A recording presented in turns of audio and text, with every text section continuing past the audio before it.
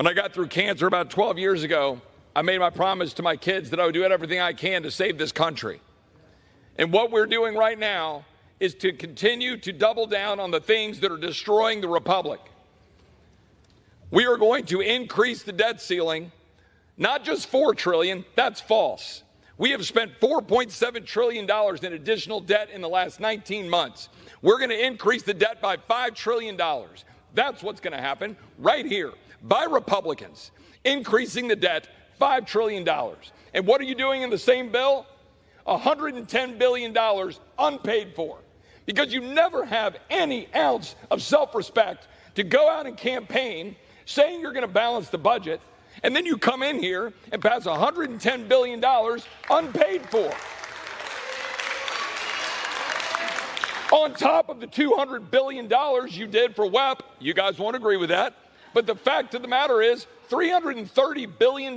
Congratulations, you've added to the debt since you were given the majority again on November 5th. It's embarrassing. It's shameful.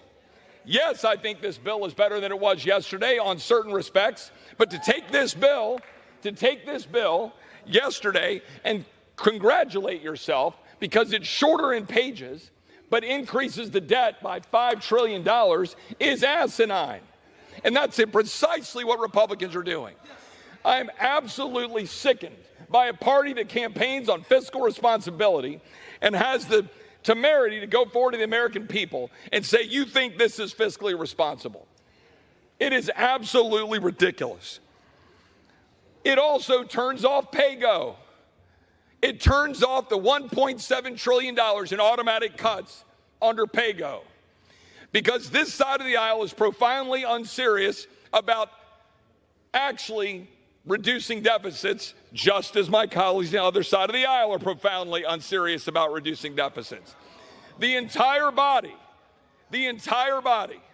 has been racking up debt for my entire life. $36 trillion, $1 trillion of interest. We rack up $1 trillion every 100 days. Now, what are we going to do about it? We're going to run around and talk about cutting taxes, but not doing what's necessary to cut the spending along with the cut taxes. My other side of the aisle, my colleagues will say, oh no, we got to increase taxes, but we'll do anything to cut spending. And so here we sit in the same mess. And I got to be honest, I want to remind people, this is Article 1. I yield back. It's a shame that we do not have someone like this in the UK. I'm really jealous right now. And yes, I know the US debt situation is worse than Britain in some ways, but at least there's people doing something about it and crying about it in Congress. Even Nigel Farage doesn't get this emotional. And Keir Starmer, of course, doesn't care about any of this. I am sick and tired of this lax attitude in Britain. And even in America, there's some sickness, but at least they're doing something about it. There's people like Chippy here. Thank God for people like Chip Roy.